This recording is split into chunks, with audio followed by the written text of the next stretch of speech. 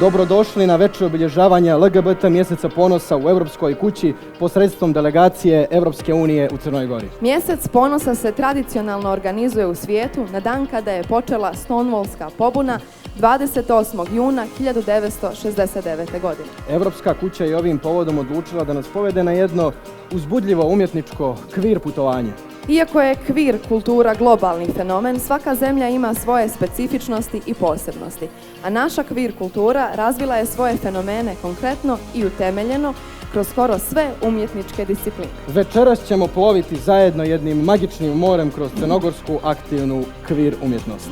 Fotografija, književnost, pozorište, film, muzika. Naša vozila se zovu jednakost, ponos i naravno sloboda.